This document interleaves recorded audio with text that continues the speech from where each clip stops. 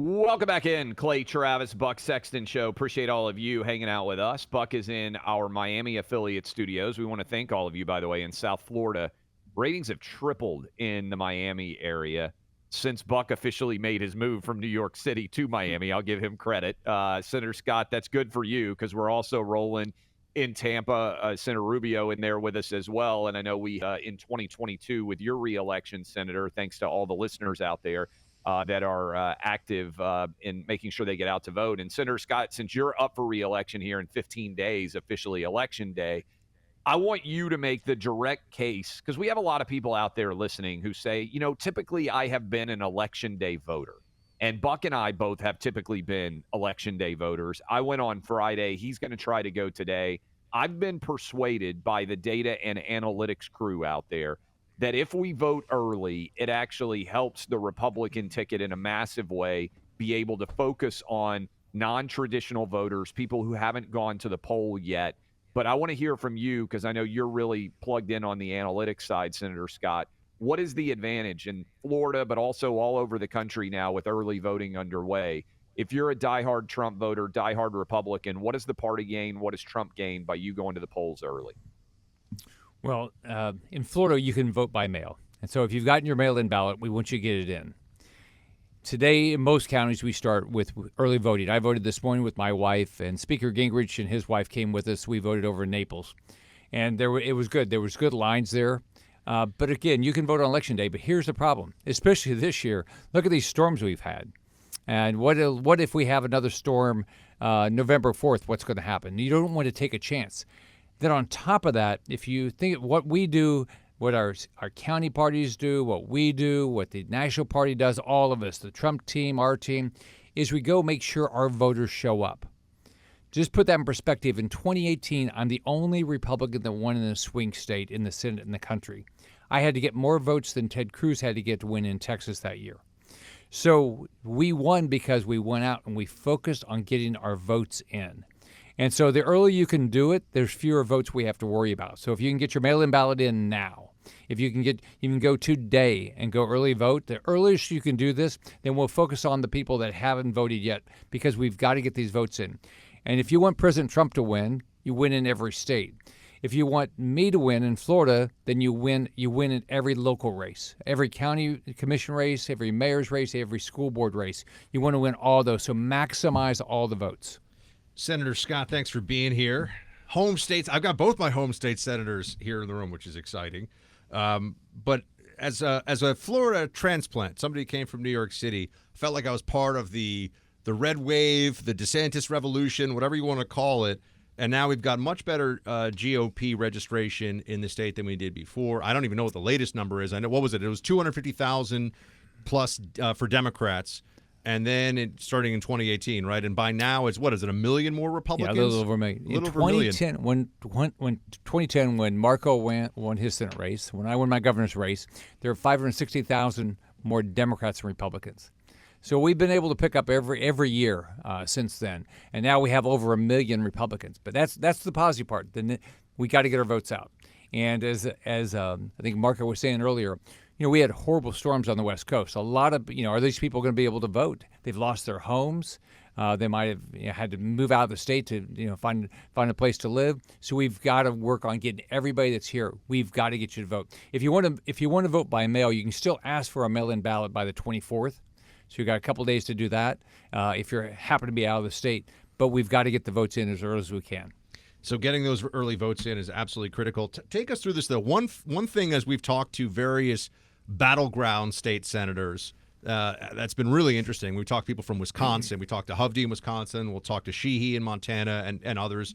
They tell us that the Democrat game is essentially raise a lot of money out of state, rely on the, unfortunately, state media to trash the Republican candidate and give them a lot of free, basically free in-kind campaign contributions with that.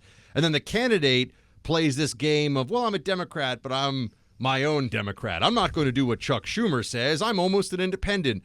Is that what's playing out here in Florida? Because I just can't imagine, given all the trends of the last few years, that anybody would be like, you know what, let's mess up the Florida Revolution right now and put a Democrat in office who's going to turn back all the great things that have undeniably been happening. Well, first off, if any Democrats elected does vote for whatever Schumer tells them to vote, that's how they vote. There's no independent vote up there with Chuck Schumer. That's how you vote.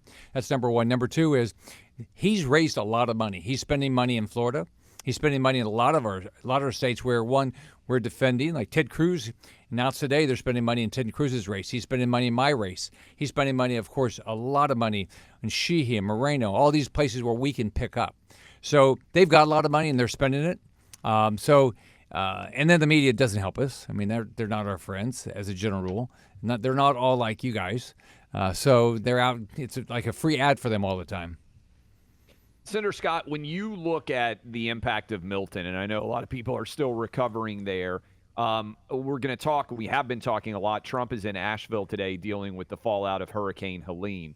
Are you comfortable that things are moving in a good way in terms of recovery in Florida, specifically with Hurricane Milton and also Hurricane Helene when it came through? And are you confident that people are going to be able to get to the polls in Florida and that the hurricanes are not going to impact turnout in a substantial way? We get asked this question a lot from people outside of the region about how the impact on voting is likely to be. What are you seeing there? Well, in 2018, 3 weeks before my election in the Senate, we had a hurricane in the Panhandle, and the estimate is I lost about net 25,000 votes, and that was a close election, so that really mattered. It's going to be hard. We've got really good supervisor elections, and really what matters in Florida is the supervisor election per county. So they're having to change voting places. The governor has allowed them to make some changes to make it easier for people to get to the polls.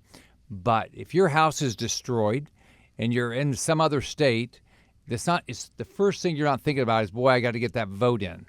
So we've got to maximize our Republican vote because we have a lot of good people that have just been devastated. Everybody's working hard.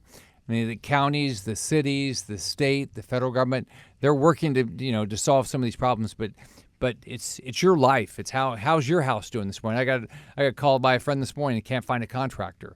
He's from out of state. So it's a tough time for people on the West Coast. Buck is in South Florida. There's going to be a massive influx of voters there. I have a place on the Panhandle of Florida. I absolutely love it on 30A for people out there between Destin and Panama City Beach. It is a beautiful area. You mentioned that the hurricane that hit there impacted your election in a big way in 2018. I'm actually curious because I'm seeing a lot of people moving into that area of Florida, the Panhandle, and that has traditionally been the deepest red part of the state of Florida. Is that still true? Are you guys absolutely optimistic that those numbers are going to continue to grow in a big way in the Panhandle? 6 years later, I would imagine there's been tens of thousands of votes added for Republicans just in that region of the country, of your state alone. For Marco and me, if the election was only in the Panhandle, it'd be pretty easy. So we're gonna have big numbers. I was campaigning in Panama City and Santa Rosa and in Pensacola on Saturday. But we've got to go all across the state, and it's a great melting pot. So we've got a big, great population that's going to vote for us up in the Panhandle. But we're going to win the Cuban vote, the Puerto Rican vote, the Haitian vote. We're going to win all these votes because what they're seeing with both Marco Rubio and me is that we represent them. We take care of their issues. So look, if we get our vote in, we're going to have a nice win. But we got to get this vote in. Speaking to Senator Rick Scott of Florida here, he's with me in studio in South Florida, along with Senators Cotton and Rubio. So it's a Senate party in here. It's good times. We're enjoying ourselves. Can you speak to, Senator Scott, just the weekend with Trump? I mean, being at McDonald's, doing his thing, all the photos, all the fun. I mean, how is that going for him, you think, and also what are the ramifications of Trump's campaign and the second-order effects of Trump's campaign for you down here in this great Sunshine State? One of my first hourly jobs, I was paid 85 cents an hour as a fry cook, not at a McDonald's. Not that nice. But I bet he had a ball. How were you? Were you good, man, in the fry station? Like, did you have some skills there? Nobody sent their burgers back that I remember. There we go. He might have. That I remember. And nobody sent their fries back. People love fries. You just got to give them extra fries. But I feel like that's the secret. Trump actually did that over the weekend. He's like, I'm going to give them a little extra. When the fries are falling out, they do this at Five Guys. That's when people get really excited. Don't those taste good? Oh, those are amazing. I'm sure they're really healthy for They you. are hand cut. Maybe they're maybe a little better than McDonald's fries, No, in my opinion. Trump's running a great race. Yeah. I mean, look at it just showed. I mean, Harris has no background in solving any of these problems. Doesn't have the back. All she's been is a government worker all of her life. So no, Trump's running a great campaign. He's got a lot of energy. There's a lot of energy in Florida. So I've been in every county multiple times. There is so much energy for Donald Trump in this state. And I assume that's true all across the country because they know he'll make a big change. Senator Rubio, Clay, on the hot seat now with us. Senator Rubio, appreciate you making the time for us. Let's start with this. I want to bring it into the Senate race and also what we're seeing here in Florida in a moment. But at the 30,000-foot level, New York Times covered today, inside, or website at least, main story, inside the last-ditch hunt by Harris and Trump for undecided voters.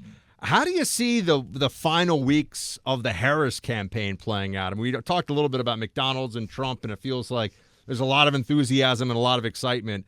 What are you seeing from the Harris side of things? Yeah, I think they're trying to figure out their formula to win at this point. You know, she hasn't had the advantage. She had the advantage of this switch out that they did last minute, something new. They got a little bit of a bump from that in terms of coverage. That's all settled away, and I think now voters have become more familiar. And the fundamental question that people have to ask themselves is, and she hasn't not been able to answer, is how is she any different than Joe Biden? And in fact, she's refused to distance herself from any of the decisions he made as president. So she is a continuation of the policies of the guy who was going to get smashed. And I think people have come to the realization this is not some, Kamala Harris wasn't born on July 24th. I mean, she had been around. She'd been the vice president, been a senator, had a record in the Senate, and a record as a candidate for president that she has to answer for. And I think that's what the last few weeks have really revealed to a lot of voters. And it's why I think her path to victory continues to narrow. And I want to say about these Senate races, it really makes no sense to vote for Donald Trump and not vote for a Republican for Senate in your state. Because if we don't have the majority in the Senate and he gets elected president, he won't get a single person confirmed. He won't be able to put his team together. He won't be able to do anything. They'll tie him up for 4 years. You think there'll just be absolute obstruction? Absolutely. He won't. Not only that, if they have the House, they'll try to impeach him again. Oh, definitely. At least once, maybe twice.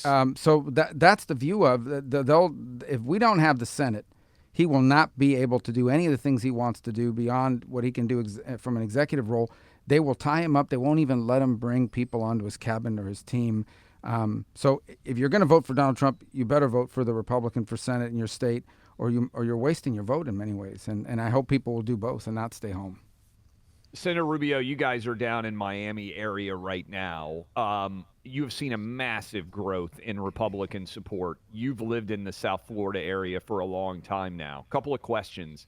Do you think Trump can win Dade County, which would be a major, and Senator Scott as well?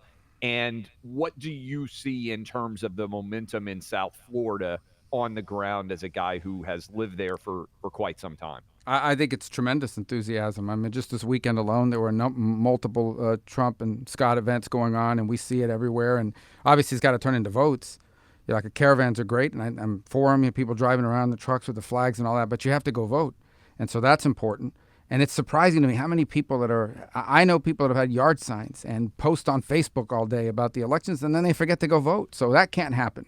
I would also say about Miami-Dade County, yeah, I think they can both win. I think they will win Miami-Dade County, but they don't even have to. Remember that this is the county where Democrats used to run up these huge margins to make them competitive statewide.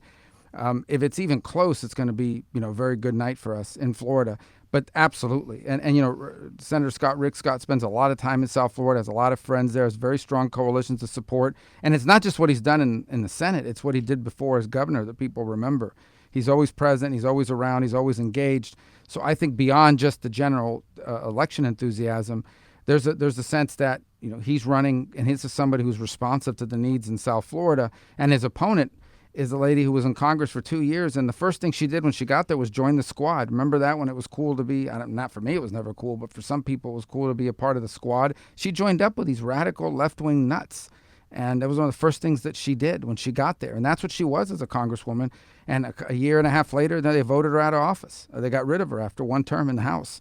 So it would be a disaster to the state if she gets anywhere near the Senate beyond sitting in the gallery as a spectator. We've been astonished to hear various senators, Senator Rubio, or would-be senators in some cases, who give us a sense of what the amount of money is that is being put against them. Yeah. Somehow the Democrats always seem to have deeper pockets, which is a whole other thing, or always seem to be able to get more money from New York City, Palo Alto, and Hollywood, and then that just piles into their races.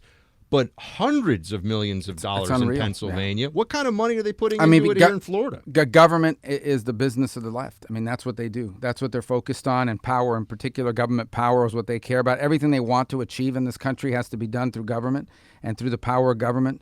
And so they invest a lot of money, and they seem to find it. Every Republican candidate basically will be outraised in this cycle, including ones that when I was outraised in my reelection. So that's just a given, but we need enough money to tell our story. How much of that is out-of-state money, by the way? Oh, almost all of it. I mean, the majority of it, yeah. And I would argue some of it might be out-of-country money because we don't know. The Act Blue wasn't even requiring people until very recently to put that three-number code that I always forget on the credit card. That's what tells you where the bank account is. They weren't even requiring that for a long time, so we don't know if those $50 a month are coming from multiple accounts in another country. But look, irrespective of that, the truth of the matter is, they're running ads, and we were talking about this before we got on the air. They're running ads in these states where you would think that some of these Senate candidates that are running for re-election, like Sherrod Brown and others, are like Donald Trump's best friends. I mean, they're bragging about what does that tell you about what they're spending their money on? I mean, we tried to get away with that; they'd kill us.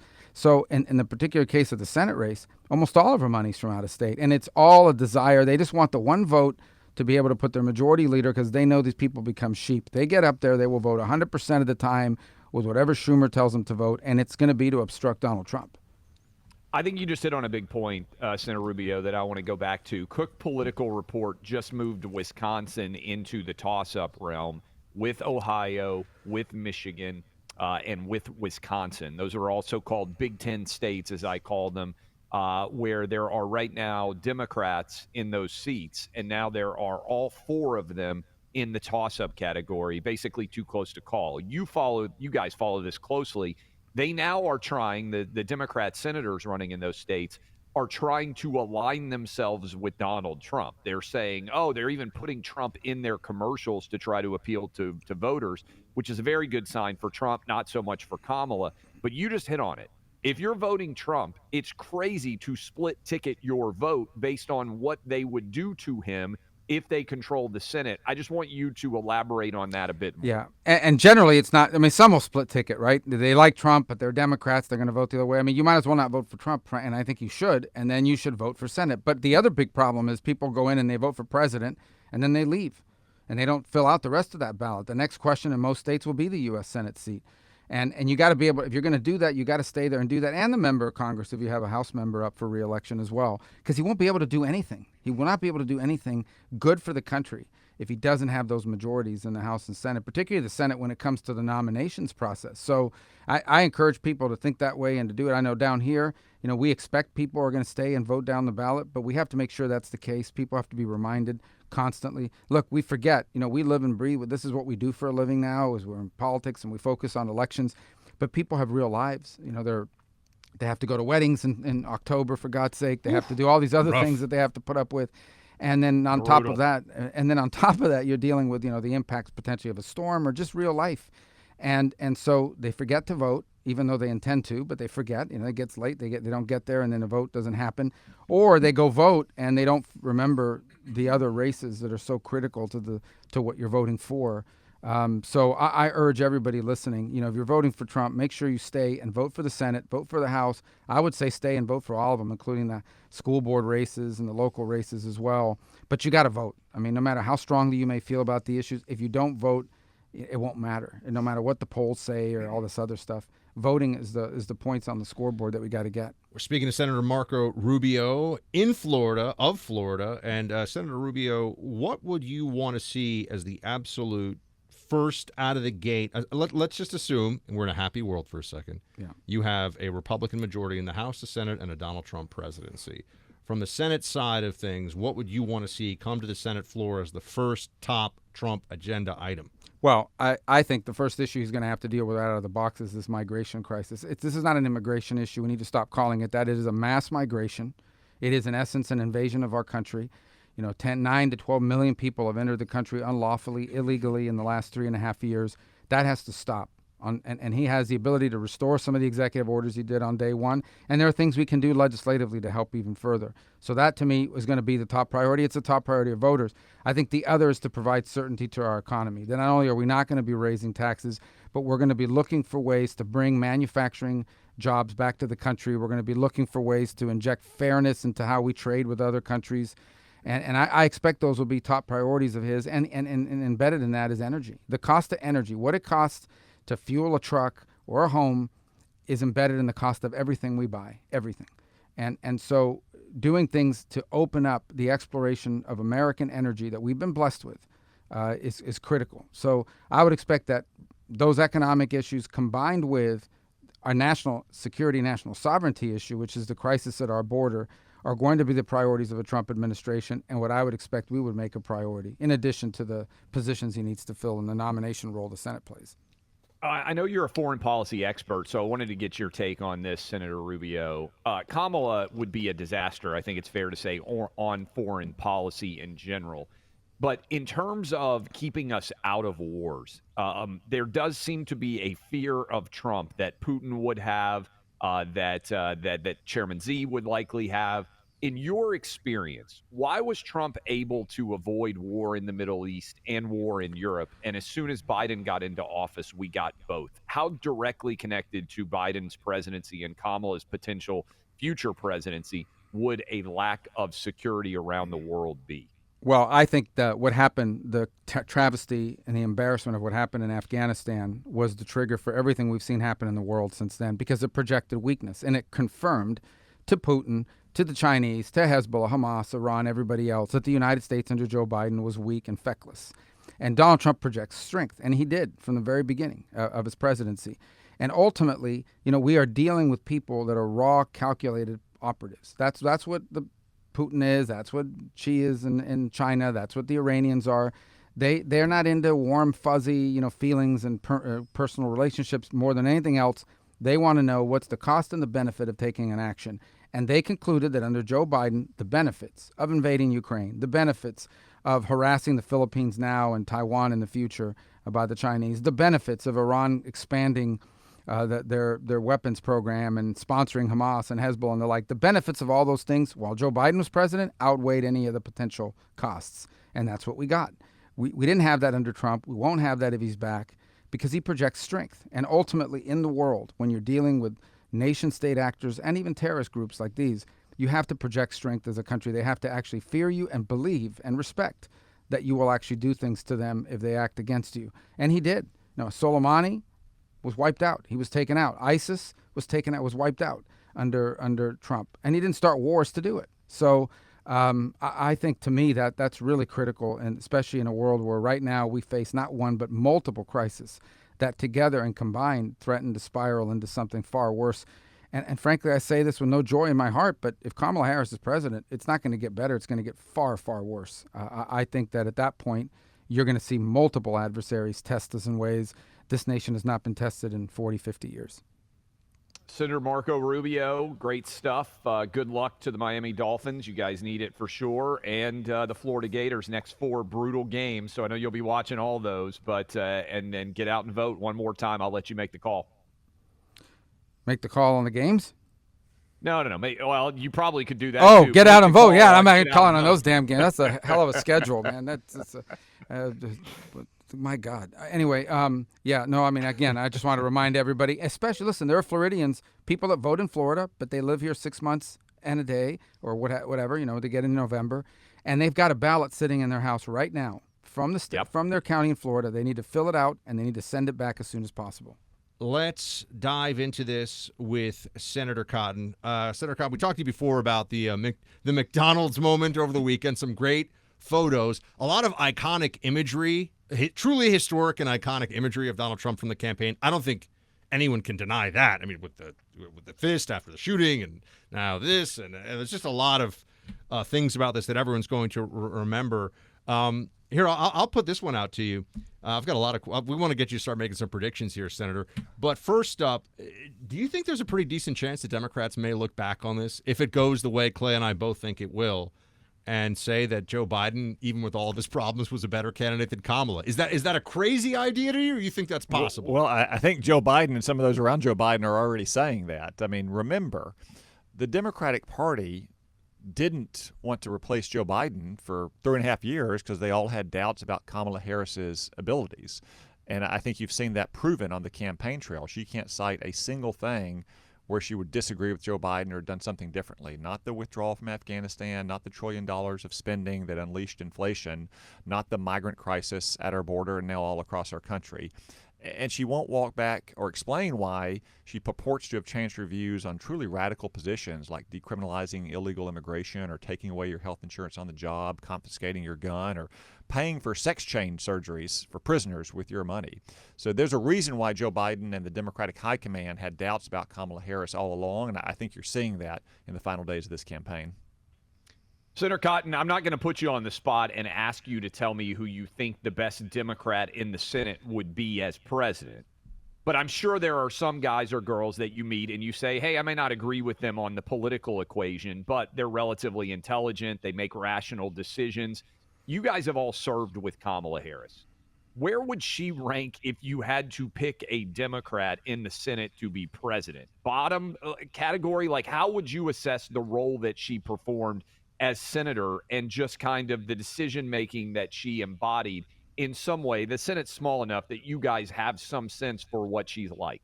Well, you're right about that. I would not pick any Democratic senator or congressman, for that matter, to ever be our president. But if you had to twist my arm and say where she'd rank, I'd say it'd be pretty low on the scale.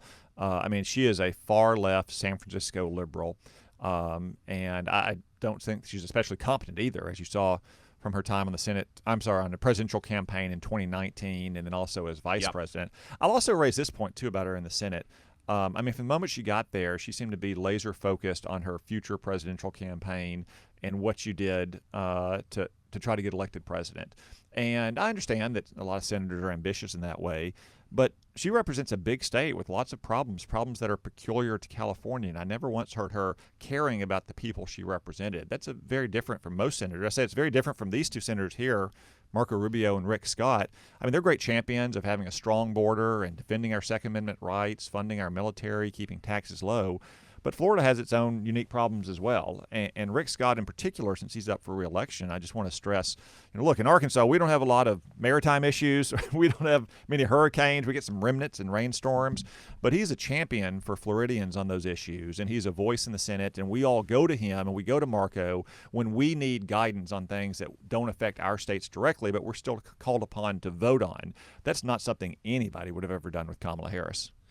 Senator Cotton, Kamala Harris is obviously not a gifted national-level politician based on the interviews and some of the media that we've seen her do.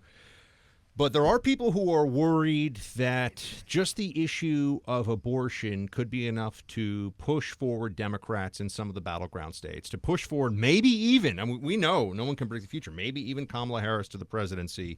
What do you say to that concern at this stage of the election and from what we've seen in the numbers? Well, I travel all around the state like I am today for Rick Scott in Florida, all around the country like I'm here in Florida for Rick Scott today. So I see Democrats telling lies about our candidates and lying about President Trump's position.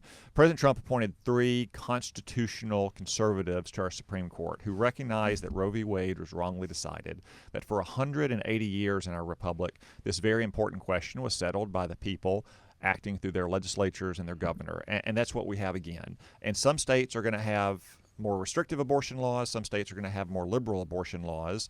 And that's okay because it happens on so many other issues that we do handle in America as well. Washington doesn't always have to impose a one-size-fits-all solution. States can kind of work to where their public opinion is on this as they do on so many other issues. It's the Democrats alone who are proposing a radical nationwide abortion law that would legalize abortion up to the very moment of birth, and yes, despite their claims, allow doctors to deny life-saving care to children who have been born during the course of a botched abortion. They're the only party who has a radical nationwide abortion law that they're pursuing, so much so that they're willing to violate the rules of the Senate to try to pass it, as Kamala Harris proposed to do recently. We're talking to Senator Tom Cotton. He's campaigning in Florida with two of his Senate colleagues, Marco Rubio and Senator Rick Scott, who you have heard on the program as well. I want to go back to something that I think you got 100% right, but I think was so emblematic of the broken media ecosystem that we have. You wrote, for people who have forgotten, during the BLM riots of the summer of 2020, a well-reasoned, intelligent, rational editorial for the New York Times arguing that the National Guard should be called out to quell the riots. There was an uproar to the extent that people got fired at the New York Times. They basically purged the opinions that were allowed to be shared on the editorial page. And then, by the way, after January 6th, they came out and said, oh, yeah, we need to call out the National Guard to make sure that we have security in the country. So they actually ended up agreeing with you several months later. Are you optimistic in any way that the craziness that we saw in 2020 in the media ecosystem is getting better? Or do you think it's fundamentally broken and it's almost impossible to salvage? How do you see, based on your experience in 2020, 4 years later, the media environment? No, I don't think it's gotten better at liberal flagships like the New York Times or the Washington Post or MSNBC. I mean, if you just go to the New York Times homepage, you'll have to scroll down to get to the arts and lifestyle section before you see a headline that's not how awful Donald Trump is and how wonderful Kamala Harris is. And that op-ed that I published 4 years ago is just a perfect example. As you know, and as some of your listeners probably know, authors don't even choose their own headline. So the headline of it, Send in the Troops, was chosen by the liberals at the New York Times, which the liberals at the New York Times then revolted against. Because the op-ed, Yes, as you suggested, it didn't even say send in the troops. It said be prepared to send in the troops. Be prepared to call in the National Guard if law enforcement is overwhelmed and needs assistance, and if necessary, to use the Insurrection Act to restore law and order. It doesn't happen often in our country's history, but it has been done from time to time, like the Rodney King riots in 1991, or like in my state in the 1950s to enforce integration in Little Rock schools. So it does have precedent, but because Donald Trump was president, liberals at the New York Times couldn't contemplate using long-standing legal authorities going back to the founding of the Republic in ways that had been done before. And that's still the case if you look on their websites today or read their hard copy editions. Now, the overall media landscape, I think, has improved. I mean, for one, you have Elon Musk, who's bought X and has made it into a genuine free speech platform. You don't have conservatives being censored right now, as happened 4 years ago today. If you tried to share the story from the New York Post about the Hunter Biden laptop, you have more podcasts, you have more radio programs like yours, you have more ways through different channels to reach the American people that is not going to be filtered by the mainstream media. So even as the New York Times and other outlets and networks have gotten more biased, I do think that Rick and Marco and I live in a time in which we have more opportunities to speak to our voters and the people that we serve than, say, Ronald Reagan did in the 1980s. Speaking to Senator Cotton here, and Senator Cotton, if you were to tell us where you think the Senate is looking best for Republicans in battlegrounds, and if there's one that comes to mind where you think we could even get a surprise, how would you see these races right now? Because it feels like in a best-case scenario, maybe Republicans get 52, 53, but there's some data indicating that we might be able to pull out an extra seat here or there. What are you seeing, and what do you think is critical for those Senate races in these last couple of weeks? Well, of course, it looks best in Florida, right? Since There we're we in go. Florida for Rick Scott. I just add my voice to Rick and Marco, by the way, to please go out and early vote, even if it's a rite of civic passage for you to go on Election Day. Don't count on life's contingencies. Don't risk getting sick or having a sick kid or a sick mom or having a flat tire or an emergency at work. And also, for all those who are very regular voters, if you vote early, it allows Rick's campaign and President Trump's campaign to cross you off the list and get voters who maybe don't vote on every election. But I do think Rick is going to win here in Florida. I think we'll hold serve in all the states that we have. And then I think it's just straight offensive pickups from there. West Virginia is already in our hip pocket with Jim Justice replacing Joe Manchin. I think Tim Sheehy is going to beat John Tester in Montana, and Bernie Moreno will beat Sherrod Brown in Ohio. Those are Republican states, strong candidates who are exposing those Democrats as Democrats who talk one way at home, but then always vote for Chuck Schumer and Joe Biden and Kamala Harris in Washington. And then you have a series of states that are also presidential swing states where we have great candidates who are running, for the most part, against incumbents where you have, again, Democrats that vote 100% of the time for Joe Biden and Kamala Harris when it matters.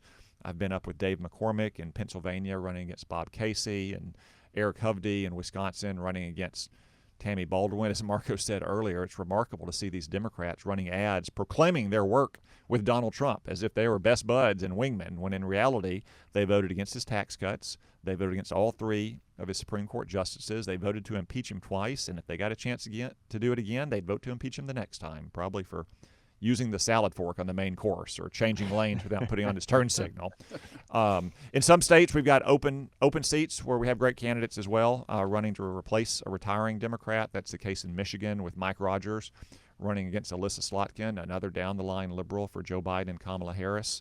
Or in Arizona, where we have Kerry Lake trying to pick up the seat currently held by Kirsten Sinema. And I think we could surprise in some states as well. Larry Hogan's the very popular former governor of Maryland, who's running a strong race. Even in New Mexico, Chuck Schumer just announced that he was going to have to come to the rescue of Martin Heinrich, a 2-term Democratic senator there. We've got Nella Domenici as a very strong candidate in New Mexico. So I know that some people like to be measured and say 52 or 53 seats. I say let's push it out as far as we can go. Just not only for these next 2 years to have a strong and governing conservative majority, but to have a long-term governing majority as well. So whatever happens in the 26 election or the 28 election, we've done so well in this cycle that we can hold on to the Senate for years to come. While we've been talking to all 3 of you, Senator Cotton, Senator Scott, and Senator Rubio, encouraging people to get out and vote, morning numbers, I don't know if you've seen these yet, Buck, have already been released for early voting in Florida. Republicans up 26% on early voting in the morning in Florida right now. Nearly 100,000 Republicans have already gone and voted, 50,000 Democrats. So a huge early sign of enthusiasm in the state of Florida. Buck may join you in the afternoon. We encourage all of you listening in Florida and elsewhere to get out, but those numbers, nearly a 50,000 vote advantage already for Republicans in the morning early vote in the state of Florida. Run up those numbers even more. Senator Cotton, I think you said off air that you're a Kansas City Chiefs fan. Is that right? No, that was Rick Scott. Except But when they play a Florida Scott, wait a minute. He's trying to claim the when Chiefs? they play a Florida team, though, I love all the Florida teams. Oh, my goodness. The Razorbacks had a tough one, Senator Cotton, against LSU over the weekend, but they did beat my Vols a couple of weeks ago, and we appreciate all you being in studio with us. Prize Picks is a really fun app where you can pick more or less on a variety of different players, whether it's college football, whether it's the NFL, Major League Baseball. Congrats to all the LA Dodgers, New York Yankees fans out there. World Series now set. LA versus New York headed your way. Whatever your sport is, go to Prize Picks right now. Use my name, Clay. That's CLAY. You get $50 when you place your first $5 pick. Doesn't matter whether you win or lose. Every Thursday, I'm giving you an NFL pick here on the show. We've already hit 2 10-to-1s. Let's see if we can make it 3. Go ahead and get signed up right now. Get the app. You can play in Florida. You can play in Georgia. You can play in Texas. You can play in California. 30 states out there if you want to play along with us. PrizePicks.com. My name, Clay. All you got to do is pick more or less on players, and I'll have you pick. Buck has won 2 times now on our 10-to-1s down in Florida playing along. I'll try to hit with you. We won 3 out of 4 last weekend, Buck. Alvin Kamara did not score for us. That was the only one we missed on last week. PrizePicks.com. Let's try to keep the mojo going. Use my name, Clay. Get signed up right now, and you get $50. That's PrizePicks.com. My name, Clay.